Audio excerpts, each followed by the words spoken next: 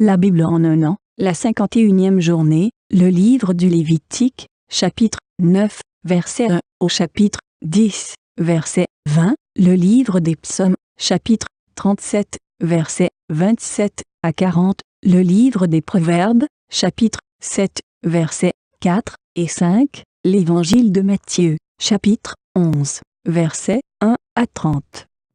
Le livre du Lévitique, chapitre 9. Le 8e jour, Moïse appela Aaron et ses fils, ainsi que les anciens d'Israël. Il dit à Aaron, « Prends un jeune veau pour le sacrifice d'expiation et un bélier pour l'Holocauste, tous deux sans défaut, et sacrifie-les devant l'Éternel. Tu transmettras ces instructions aux Israélites. Prenez un bouc pour le sacrifice d'expiation, un veau et un agneau âgés d'1 an et sans défaut pour l'Holocauste, un bœuf et un bélier pour le sacrifice de communion, afin de les sacrifier devant l'Éternel, ainsi qu'une offrande pétrie à l'huile. En effet, aujourd'hui l'Éternel vous apparaîtra. » Ils amenèrent devant la tente de la rencontre ce que Moïse avait ordonné, et toute l'assemblée s'approcha et se tint devant l'Éternel. Moïse dit, « Vous ferez ce que l'Éternel a ordonné, et la gloire de l'Éternel vous apparaîtra. » Il dit à Aaron, « Approche-toi de l'autel, offre ton sacrifice d'expiation et ton holocauste, et fais l'expiation pour toi et pour le peuple. Offre aussi le sacrifice du peuple, et fais l'expiation pour lui comme l'Éternel l'a ordonné. » Aaron s'approcha de l'autel et égorgea le veau pour son sacrifice d'expiation. Ses fils lui présentèrent le sang, il trempa son doigt dans le sang, en mit sur les cornes de l'autel et versa le sang au pied de l'autel.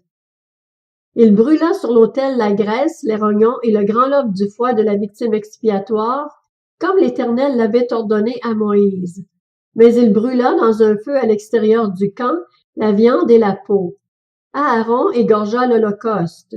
Ses fils lui présentèrent le sang, et il le versa sur le pourtour de l'autel. Ils lui présentèrent l'Holocauste coupé par morceaux avec la tête, et il les brûla sur l'autel. Il lava les entrailles et les pattes et les brûla sur l'autel par-dessus l'Holocauste.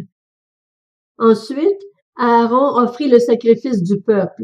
Il prit le bouc pour le sacrifice expiatoire du peuple, l'égorgea et l'offrit en expiation comme la première victime. Il offrit l'Holocauste en le sacrifiant conformément à la règle. Il présenta l'offrande, en prit une poignée et la brûla sur l'autel en plus de l'Holocauste du matin. Il égorgea le bœuf et le bélier en sacrifice de communion pour le peuple. Ses fils lui présentèrent le sang et il le versa sur le pourtour de l'autel. Ils lui présentèrent la graisse du bœuf et du bélier, la queue, la graisse qui couvre les entrailles, les rognons et le grand lobe du foie. Ils mirent les graisses sur les poitrines et il brûla les graisses sur l'autel. Aaron fit devant l'Éternel le geste de présentation avec les poitrines et la cuisse droite, comme Moïse l'avait ordonné. Aaron leva ses mains vers le peuple et le bénit. Puis il descendit après avoir offert le sacrifice d'expiation, l'Holocauste et le sacrifice de communion. Moïse et Aaron entrèrent dans la tente de la rencontre. Lorsqu'ils en sortirent, ils bénirent le peuple, et la gloire de l'Éternel apparut à tout le peuple. Un feu sortit de devant l'Éternel et brûla l'Holocauste et les graisses sur l'autel. Tout le peuple le vit, et ils poussèrent des cris de joie et se jetèrent le visage contre terre. Le livre du Lévitique, chapitre 10. Les fils d'Aaron, Nadab et Abihu, prirent chacun un brûle-parfum, y mirent du feu et posèrent du parfum dessus. Ils apportèrent devant l'Éternel du feu étranger, ce qu'il ne leur avait pas ordonné. Alors un feu sortit de devant l'Éternel et les brûla. Ils moururent devant l'Éternel. Moïse dit à Aaron, « C'est ce que l'Éternel a déclaré lorsqu'il a dit, « Ma sainteté devra être respectée par ceux qui s'approchent de moi, et ma gloire révélée devant tout le peuple. » Aaron garda le silence. Moïse appela Michaël et Eltsaphan, les fils d'Uziel, oncle d'Aaron, et leur dit, « Approchez-vous, emportez vos frères loin du sanctuaire, à l'extérieur du camp. Ils s'approchèrent et les emportèrent dans leurs tuniques à l'extérieur du camp comme Moïse l'avait dit. Moïse dit à Aaron et à ses fils Éléazar et Ithamar, « Vous ne déferez pas votre chevelure et vous ne déchirerez pas vos vêtements, ainsi vous ne mourrez pas et n'attirerez pas la colère contre toute l'assemblée. Laissez vos frères, toute la communauté d'Israël, pleurer sur le brasier que l'Éternel a allumé. Vous ne sortirez pas de l'entrée de la tente de la rencontre, sinon vous mourrez, car l'huile de l'onction de l'Éternel est sur vous. » Et ils firent ce que Moïse avait dit. L'Éternel dit à Aaron, « Tu ne boiras ni vin ni boisson alcoolisée, toi, ainsi que tes fils, lorsque vous entrerez dans la tente de la rencontre, sinon vous mourrez. Ce sera une prescription perpétuelle pour vous au fil des générations, afin que vous puissiez distinguer ce qui est saint de ce qui est profane, ce qui est impur de ce qui est pur, et enseigner aux Israélites toutes les prescriptions que l'Éternel leur a données par l'intermédiaire de Moïse. » Moïse dit à Aaron et aux deux fils qui lui restaient, Éléazar et Ithamar, « Prenez ce qui reste de l'offrande parmi les sacrifices passés par le feu pour l'Éternel, et mangez-le sans levain près de l'autel, car c'est une chose très sainte. Vous le mangerez dans un lieu saint. C'est la part à laquelle vous avez droit, toi et tes descendants, sur les offrandes passées par le feu pour l'Éternel, car c'est l'ordre que j'ai reçu. Vous mangerez aussi, dans un endroit pur, toi ainsi que tes fils et tes filles, la poitrine pour laquelle on a fait le geste de présentation et la cuisse prélevée. En effet, elles vous sont données comme la part à laquelle vous avez droit, toi et tes descendants, dans les sacrifices de communion des Israélites. Ils apporteront avec les graisses destinées à être passées par le feu, la cuisse prélevée et la poitrine avec laquelle on fait le geste de présentation devant l'Éternel. Elles seront pour toi ainsi que pour tes descendants par une prescription perpétuelle comme l'Éternel l'a ordonné. Moïse chercha le bouc expiatoire et voici qu'il avait été brûlé.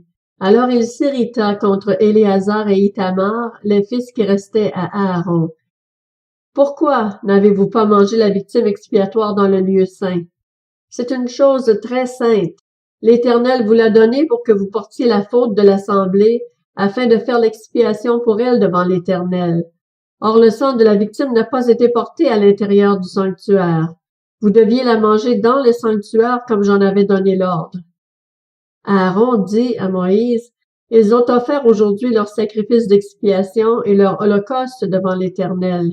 Après ce qui m'est arrivé, si j'avais mangé aujourd'hui la victime expiatoire, cela aurait-il plu à l'Éternel? » Moïse entendit et approuva ces paroles. Le livre des Psaumes, chapitre 37. Détourne-toi du mal, fais le bien, et tu auras pour toujours une demeure, car l'Éternel aime ce qui est droit, et il n'abandonne pas ses fidèles. Ils sont toujours sous sa garde, tandis que la descendance des méchants est exterminée. Les justes posséderont le pays, et ils y demeureront définitivement. La bouche du juste annonce la sagesse, et sa langue proclame la justice. La loi de son Dieu est dans son cœur, ses pas ne faiblissent pas. Le méchant épie le juste et cherche à le faire mourir, mais l'Éternel ne le livre pas entre ses mains, et il ne le laisse pas condamner quand il est jugé. Espère en l'Éternel, suis sa voie, et il t'élèvera pour que tu possèdes le pays, tandis que tu verras les méchants exterminés. J'ai vu l'homme violent dans toute sa puissance. Il s'étendait comme un arbre verdoyant, mais il est passé et il n'existe plus.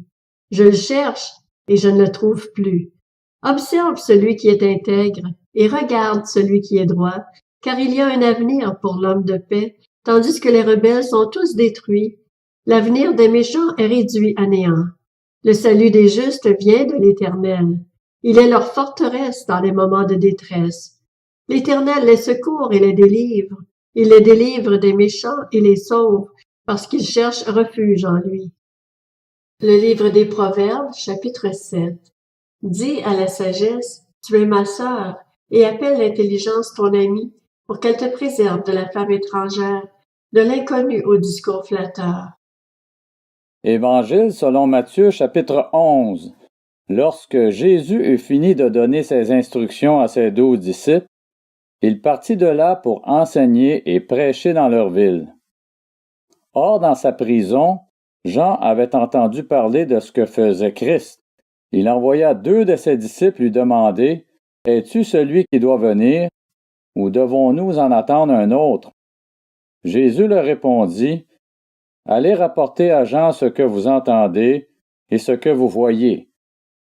Les aveugles voient, les boiteux marchent, les lépreux sont purifiés, les sourds entendent, les morts ressuscitent, et la bonne nouvelle est annoncée aux pauvres. Heureux celui pour qui je ne représenterai pas un obstacle. » Comme il s'en allait, Jésus se mit à dire à la foule au sujet de Jean, « Qu'êtes-vous allés voir au désert? Un roseau agité par le vent? Mais qu'êtes-vous allés voir? Un homme habillé de tenues élégantes? Ceux qui portent des tenues élégantes sont dans les maisons des rois. Qu'êtes-vous donc allés voir? Un prophète? Oui, je vous le dis, et plus qu'un prophète, car c'est celui à propos duquel il est écrit, « Voici j'envoie mon messager devant toi pour te préparer le chemin. » Je vous le dis en vérité, parmi ceux qui sont nés de femmes, il n'est venu personne de plus grand que Jean-Baptiste. Cependant, le plus petit dans le royaume des cieux est plus grand que lui. Depuis l'époque de Jean-Baptiste jusqu'à présent, le royaume des cieux est assailli avec force, et des violences en emparent. En effet, tous les prophètes et la loi ont prophétisé jusqu'à Jean. Si vous voulez bien l'accepter, c'est lui l'Élie qui devait venir. Que celui qui a des oreilles pour entendre, entende. À qui comparerai-je cette génération? Elle ressemble à des enfants assis sur des places publiques et qui s'adressent à d'autres enfants en disant « Nous vous avons joué de la flûte et vous n'avez pas dansé. Nous vous avons entonné des chants funèbres et vous ne vous êtes pas lamentés. » En effet, Jean est venu, il ne mange pas et ne boit pas, et l'on dit « Il a un démon. » Le Fils de l'homme est venu, il mange et il boit, et l'on dit « C'est un glouton et un buveur, un ami des collecteurs d'impôts et des pécheurs. » Mais la sagesse a été reconnue juste par ses enfants. Alors Jésus se mit à faire des reproches aux villes dans lesquelles avaient eu lieu la plupart de ses miracles, parce qu'elles n'avaient pas changé d'attitude. Malheur à toi, Chorazin! Malheur à toi, Bethsaïda! Car si les miracles accomplis au milieu de vous l'avaient été dans Tyr et dans Sidon, il y a longtemps que leurs habitants se seraient repentis, habillés d'un sac et assis dans la cendre. C'est pourquoi je vous le dis, le jour du jugement, Tyr et Sidon seront traités moins sévèrement que vous. Et toi, Capernaüm, seras-tu élevé jusqu'au ciel? Non. Tu seras abaissé jusqu'au séjour des morts, car si les miracles accomplis au milieu de toi l'avaient été dans Sodome, elles subsisteraient encore aujourd'hui. C'est pourquoi je vous le dis, le jour du jugement, le pays de Sodome sera traité moins sévèrement que toi. À ce moment-là, Jésus prit la parole et dit, « Je te suis reconnaissant, Père, Seigneur du ciel et de la terre, de ce que tu as caché ces choses aux sages et aux intelligents et les as révélées aux enfants. Oui, Père, je te suis reconnaissant, car c'est ce que tu as voulu. Mon Père m'a tout donné, et personne ne connaît le Fils si ce n'est le Père. Personne non plus ne connaît le Père si ce n'est le Fils, et celui à qui le Fils veut le révéler. Venez à moi, vous tous qui êtes fatigués et courbés sous un fardeau, et je vous donnerai du repos. Acceptez mes exigences, et laissez-vous instruire par moi, car je suis doux et humble de cœur, et vous trouverez le repos pour votre âme. En effet, mes exigences sont bonnes et mon fardeau léger.